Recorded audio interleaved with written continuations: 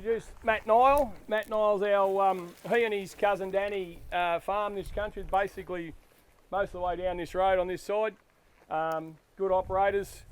Matt's been a great source of advice to us, crossing over between the full industrial model to the compost and everything in between, and we have a fair bit of banter of the good and the bad of all things. So, and Matt's also one of our local nutrient agronomists. So Matt, I'll hand it over to you. Thanks, Frank. Well, thank you everyone for coming to our little patch of Runnymede to have a look at this trial site we've got here. I guess from the outset, a few of the main things I'd want to put across to you is that this is a marathon, not a sprint. Frank has probably already said, but this is a 10-year trial. This year, when the header comes in and pulls these beans off, we'll be halfway. Be 5 years down and theoretically 5 to go. So the trial itself is sort of broken into 2 5-year segments in a sense, because when we first started here, we did soil samples, and when we come back here again in January after the crop's coming off, we'll resample again, and then we move on to follow the rotation through. As far as how the trial works, it gets farmed as if the compost isn't even there. So it does get spread by Frank and his boys each year, and I commend them in particular because they're the ones that are doing most of the work with this. As far as we're concerned from a farmer and agronomist point of view, we are still cropping this as if this trial wasn't even here. But having said that, I suppose where I come into it is where we are recording a lot of the information that as we go through the years. So basically you would have seen up there at the sign where all the different treatments are, the different amounts. Just stepping back before that, the years preceding this trial, the basic concept we had with using this the organic amendment on the soils was to replace the straw that we are removing through baling it and sending it to another market. So for those that don't know, agronomically, one of the biggest difficulties we have is managing annual ryegrass. And one of the only ways we can do that is, other than a few cultural techniques, is with pre-emergent chemistry. And in order for pre-emergent chemistry to work well, you need to have 50% or less straw on the soil. So you need to be seeing a fair bit of soil. So the concept was the straw leaves the place, but we replace it with something that in some ways is very similar, but in the important way to us is that there's no restriction to getting air seeding equipment through or otherwise seeing the soil as well. The thing about that is that we are replacing like for like at 3 or 4 tonne of the hectare of straw comes off, similar amount of the organic stuff comes back. That is a very low amount and it's a long haul. We know that in any, I suppose, in any no-till situation, the response to stubble retention or using something like this is not something you're going to see in 1, 2, hopefully in 10 years, but it's not something that we are going to pick up through any of our recording in the first few years, which is certainly what we've seen so far. So leading on from that, we decided to try some higher rates to see if we could perhaps speed up the rate of organic carbon improvement in the soil, and if there was any actual other than the normal agronomic stuff that we do with sowing on time, fertilising, keeping our pests and diseases in control, is there something we can do to help this soil produce more grain or more fodder, whatever it is we're trying to do. So this is why we started this trial, because 4 tonne down the other end, I suppose, is replacing the straw that comes off if we're growing wheat or barley or so forth. But the rates further down here are 8, 12 and 16 tonne, which are far and above what you would be removing in any given year. But we are looking at potentially the feel-good factor. What is it that this amendment is bringing to the soil that might help us produce more grain or hay? So the way that we record all that is when the headers come across, we have yield monitoring equipment. Each one of these sections has been recorded.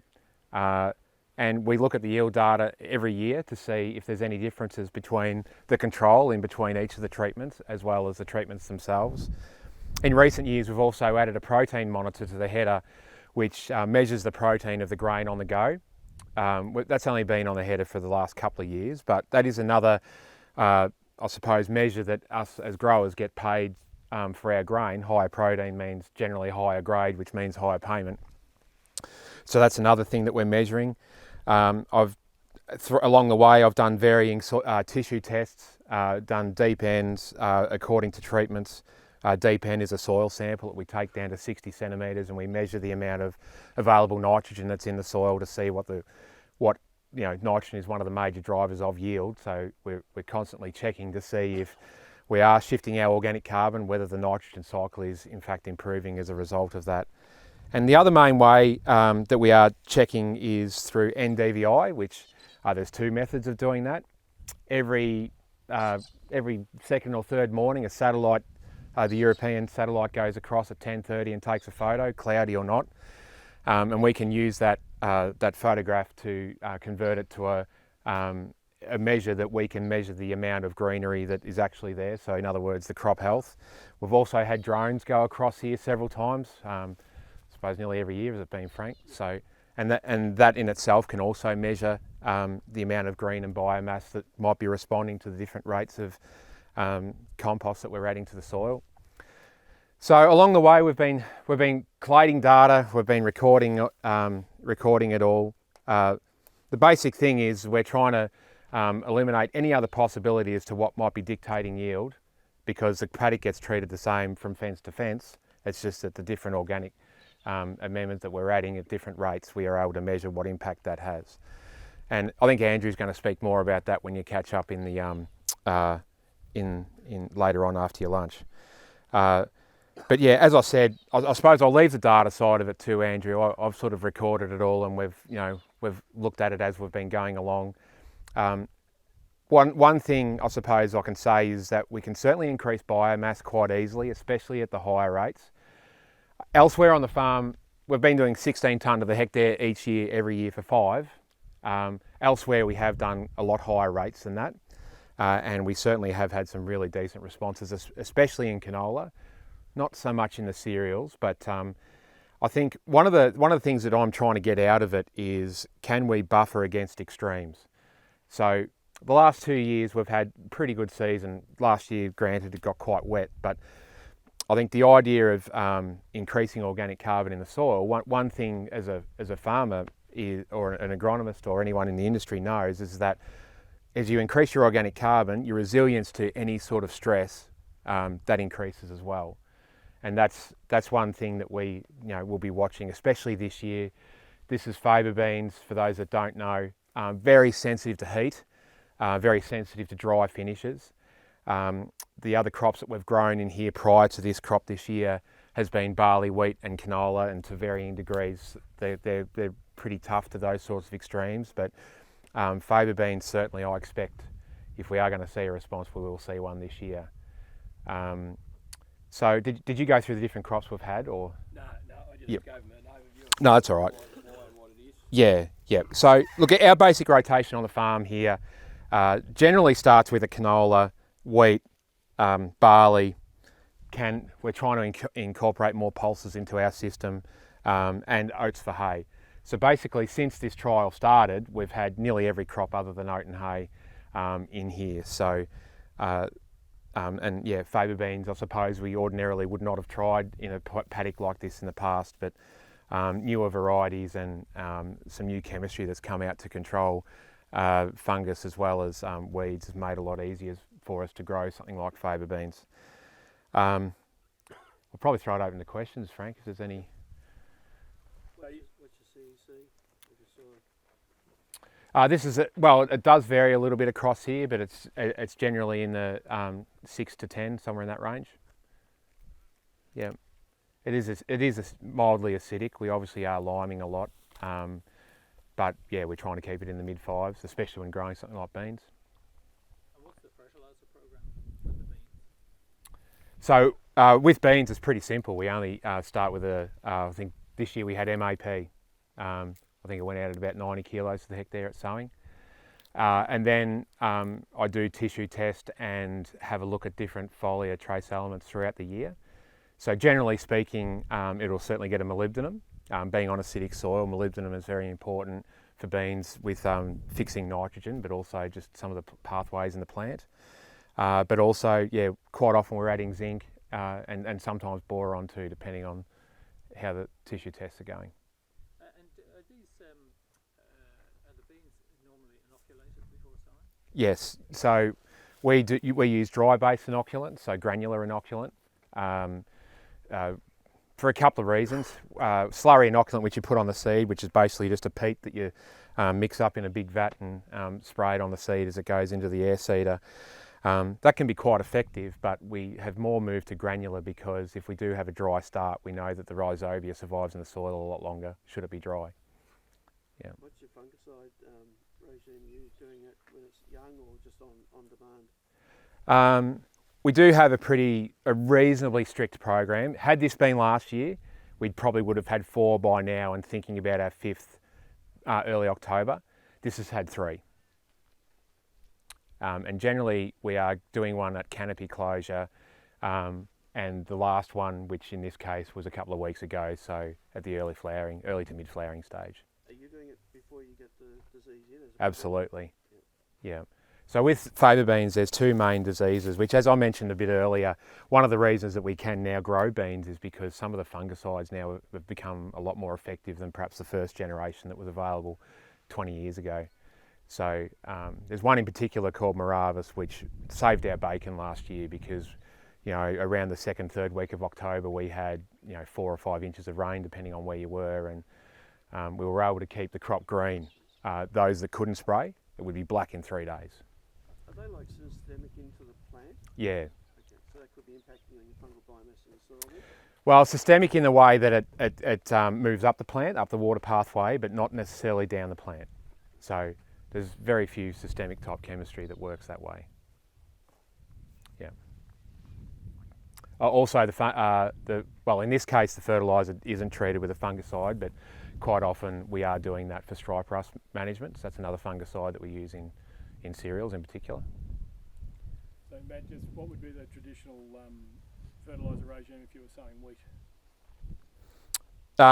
Well, similar starter sort of fertiliser, as I said before, somewhere around 15 units of P and 15 to 18 units of P, depending on how our soil tests are showing, which, is around that 80 kilos of MAP or something equivalent. And then basically from there, we are picking our nitrogen journey based on what soil moisture we have and what the seasonal outlook is looking like. So as I said, we do deep end tests to see how we are going with that. We try to work on a regime of keeping our plant available nitrogen between 100 and 150. It's pretty hard to do that, but because then we can buffer against drier seasons or seasons like this where urea availability was very hard to get. Some of our crops had urea 3 or 4 weeks later than I would have liked, but that was because of availability. So if you keep your soil nitrogen up, you're not as prone to falling behind. That's 100 to 150 parts per million. What's that, sorry? Grams per kilo. Available nitrogen. Kilograms of available nitrogen. So I'm doing the conversion to available nitrogen there. Yep. For simplicity. Yep. So with your crops you've had other years, have you noticed a difference from 4 tonne, 8, 12, 16 in the actual yield? Well, Andrew will be able to show you that data. Not a great deal, no. But are you hoping then to lower your inputs as a result? Would that make the benefit might be there, would it? Yeah, that's a vexed question. I think with phosphorus, potentially yes. The important thing to talk about this stuff is, and it's interesting, I was recently on a study tour in California where they're basically doing exactly what we're doing here in some of their agriculture over there. And we come back to the problem is the carbon to nitrogen ratio of this stuff is not a hell of a lot different to straw. So the availability is slow. It's no different to straw. So from the sense of supplying nitrogen or some of these other nutrients, it's not so easy. But perhaps with more things like phosphorus and some of your trace elements, well, yes, I think we could look at that. But the nitrogen profile, the nitrogen release out of compost, you're right, it's extremely low and slow. But if we're applying compost every year, we're going to have a cumulative release of nitrogen. So what we're looking for is at a point in time, we will be releasing enough nitrogen to meet the needs of the crop. But that's always a bit of a delicate balance because we're a bit nervous about stepping back with our applied nitrogen to see what the soil is capable of. Correct. Yeah. But we're overcoming that by testing. So if we are getting a spike in nitrogen, and again, this is why my expectations are not out of this world, because I know it all takes time. Like, you know, you look at the history of a paddock like this. I mean, my grandfather or great-grandfather bought this paddock and cleared it, and over a period of 50 odd years destroyed the soil structure through heaps of cultivation. So obviously that loss happened throughout that period. Granted, there was grazing and bits and pieces in amongst that, and clover came along and a few other different things. But then as we got into the 80s and 90s, when we were able to manage without a heap of, well, basically no tillage if possible, that I think has, you know, overall that has helped us with the soil structure in particular. So this stuff here, I'm more looking at it, and from what I've seen on higher rates, whether it's a nutrient impact or whether it's you know, a soil structural impact or it's a bit of both, where I've seen it really have wins is when it's been too wet. So it's buffered against that extreme. Are you measuring soil temperature? Not here, we're not. We've got soil moisture probes that are. Yeah, so we've got a soil moisture probe about a K that way, and we've got 2 over the other side as well, but not here, no. Have you seen any change in nodulation between different application rates? He got me there. I haven't really looked at that. Okay. I've done deep ends. Oh, they're nodulating. Yeah. Thanks for that. All right, thanks, mate. No worries. Quick questions, and we'll keep this. You mentioned sensitivity with organic matter, increased organic matter sensitivity. What exactly are you referring to in sensitivity or extreme? So I'm talking about environmental extremes, so either too wet, too hot, mainly. So you think that the increase of organic matter can make it susceptible? Okay. No, it improves it. Less. Okay. Yeah. So I think, like I was saying a little bit earlier, all the cultivation, we've obviously brought the organic carbon down. We've tried 20 odd years of, or even more than that, of you know, a zero till and trying some sort of stubble incorporation, and the data suggests we can't really do it that way in a dryland environment, not in Australia anyway. So we're trying it this way and see. But as I said, it will take time. Yeah, but I am looking forward to the soil samples that we'll do next year, and we'll see if we do have any spike at all. When are you sampling? Pardon? When are you sampling? In the dry sometime after the crop comes off, January, February, March. Do you want a shovel, Declan? You can do it if you like. So I should say, with the soil sampling, it follows the actual layout of the trial. So going that way to the end of the paddock is 600 metres.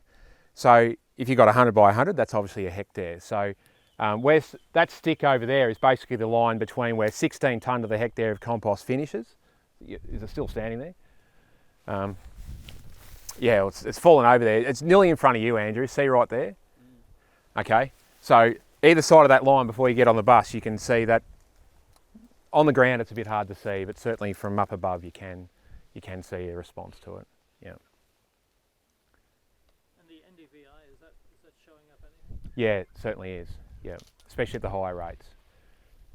Yeah, I think we can safely say there is definitely more biomass in any crop. But as far as the data showing a concrete yield difference each year, it's just not significant. So you're saying it handles high moisture content, like last year when you guys sort of flooded out, it handled the crop a lot better. Yep. High moisture. At high rates, I've certainly seen that happen. Yes. Yeah. Yeah. And so because you're proactively managing for fungus, I guess you're not able to see whether we've got more resilience in any of the treatments than the control to fungal pressure.